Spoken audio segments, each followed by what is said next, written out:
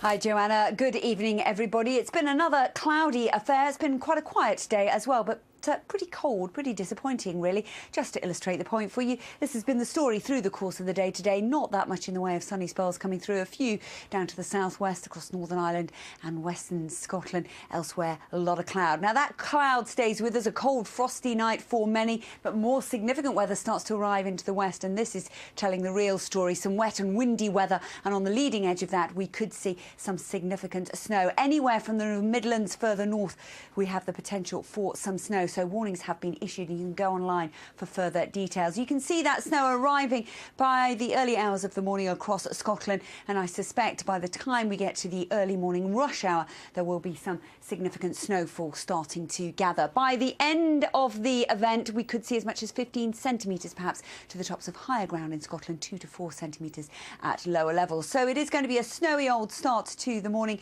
across parts of Scotland and the north of England.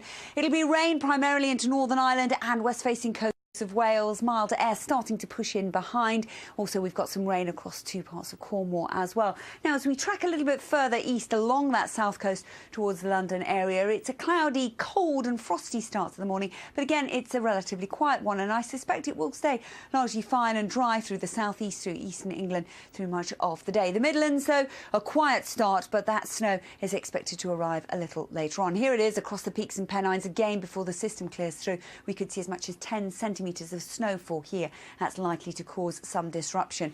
So the rain turning to snow across the Welsh mountains and pushing into the Midlands. Anywhere further north of that could be a combination of snow and ice. Behind it, though, the mild air already starting to push in. Temperatures here are significantly higher, 8 to 10 degrees. Central and eastern areas a degree or so above freezing. So, certainly if you're going to be out on the roads across the higher routes of Scotland and Northern England, please tune into your local radio stations. Further disruption is likely here.